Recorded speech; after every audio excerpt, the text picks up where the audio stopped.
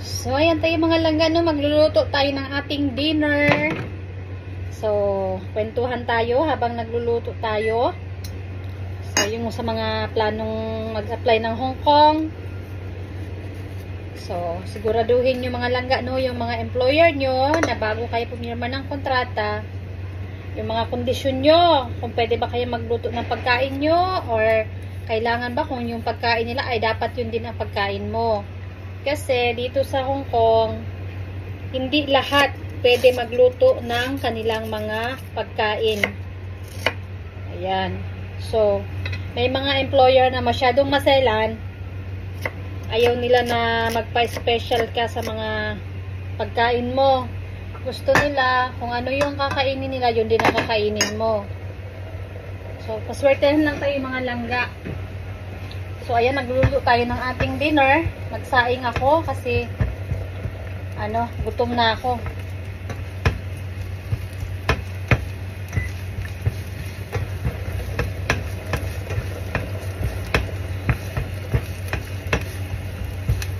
Nagluluto tayo mga palangga.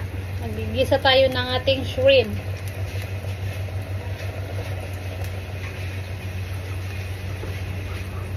Ulam for tonight, shrimp, ginisa.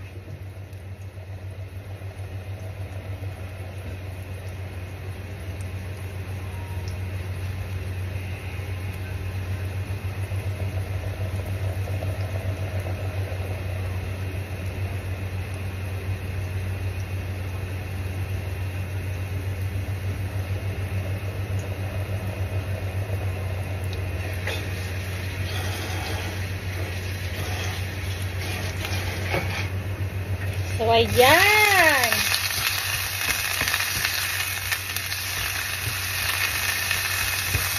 Lagyan natin ng toyo. Tapos, konting asukal. Kasi hindi kami nagbe-betchin. Sanay na rin akong walang betchin. Ayoko na mag-betchin. Parang naduduwal ako pag nagbe-betchin ako. Kaya, konting sugar lang, ganon.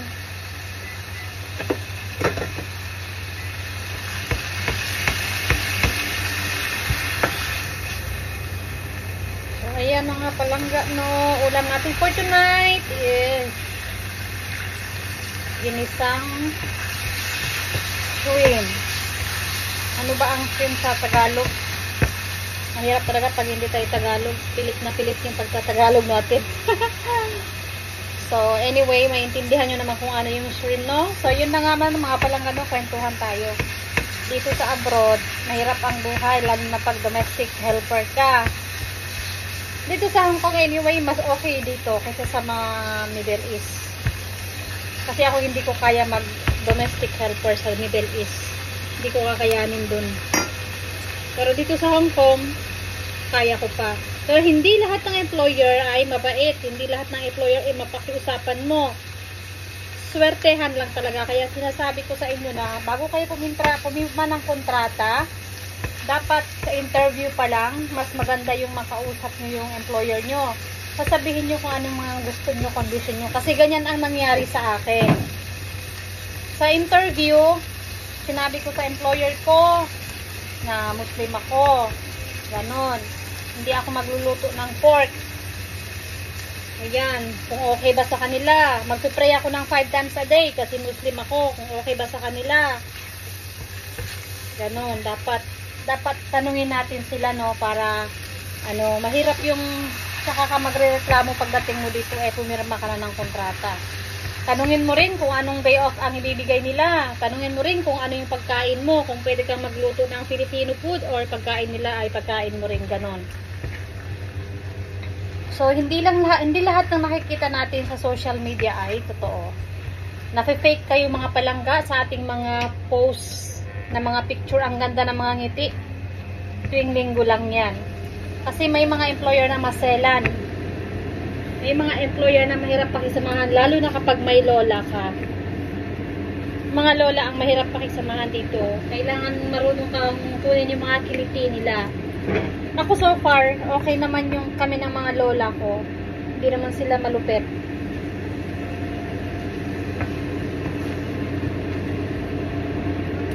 Lalo na yung sa kwarto. Kailangan mong malaman kung mayroon kang sariling kwarto. Kasi karamihan dito share room. May mga share room sa mga alaga nila. Yung iba minsan natutulog sa sala. Yung iba minsan nasa CR pinapatulog. May mga salbahe rin dito pero kakaunti lang. Bihira lang.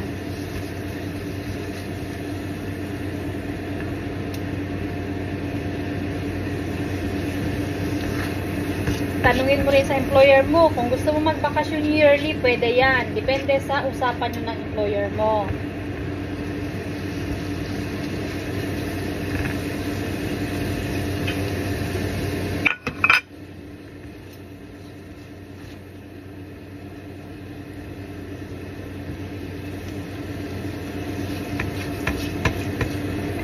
Sinuwerte lang siguro ako sa employer, no? Kasi wala akong pa-dinner. Wala na akong pa-dinner ngayon. Pero nung bago pa lang ako dito, grabe yung pag-a-adjust ko kasi 2 years akong may lola. Nung nagtatrabaho pa ang babae. Nung nag-full time ma'am ng ang babae, wala na akong lola. Mas maganda. Kasi hindi na ako nagpapa-lunch ngayon. Ako lang mag-isa magla-lunch. Kasi pag may pasok ang bata, yung babae, nag-order lang ng pagkain niya. Hindi siya nagpapaluto. So, dinner lang yung niluluto ko sa employer kong babae. At saka sa bata. Kasi yung lalaki, sa office kumakain. Swertehan lang. Bale, siguro pakikisama. Ganon. Nakuha namin ang loob ng bawat isa. Pinagdadabugan ko na nga sila pag naiinis ako yung mayroon silang mga nagagawa na ayoko. Pinagdadabugan ko sila Ganun.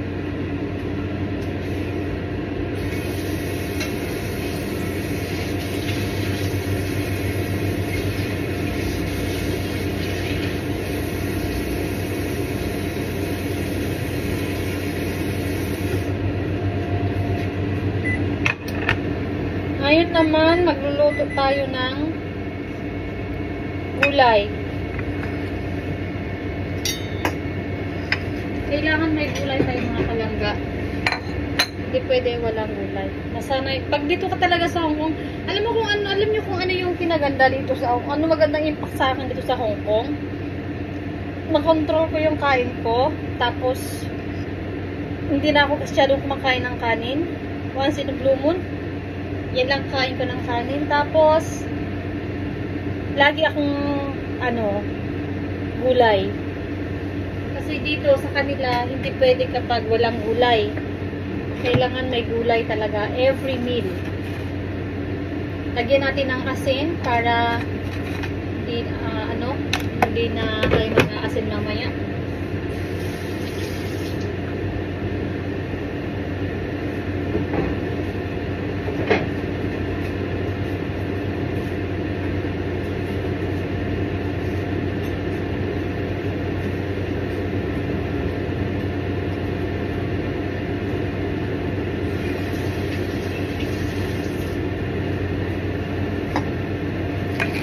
Kumukulo na, lalagay na natin yung ating talbos.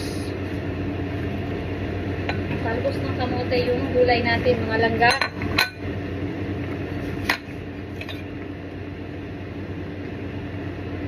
So, nag-i-slice ako ng aking sibuyas.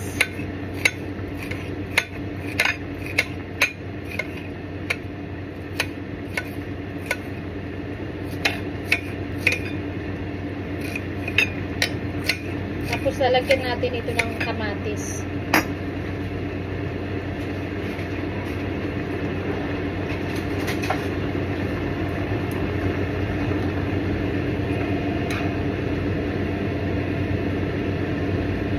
Ayan, malapit ng maluto. Yung rice natin. Kain ako ng kanin kasi kaninang tanghali ang kinain ko. Mashed potato at saka isang boiled egg. Nagugutom ako. Lapit na tayong kakain ng hapunan. Ayan palangga maglalagay tayo ng kamatis. Para mas masarap, patayin na natin.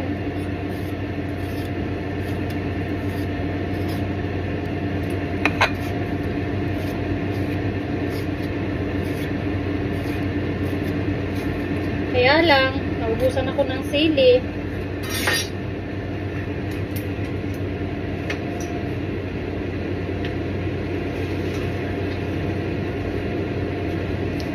Ayan na mga palangga.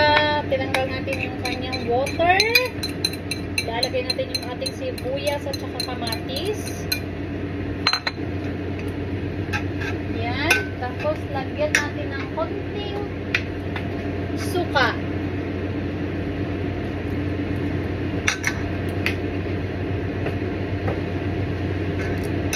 Tapos hindi ko na lalagyan ng ano.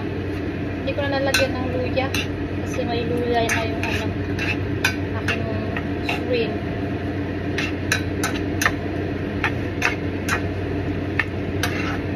Ilagay ko lang dito sa may pan kasi para madaling anuhin. At ating titikman.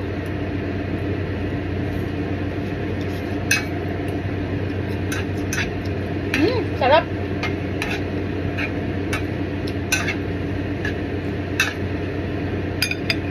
Kunting asin na lang. Yan.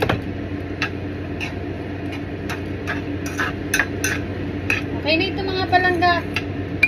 Ilagay na natin sa plato. At pwede natin i-mix para pwede na tayong kumain.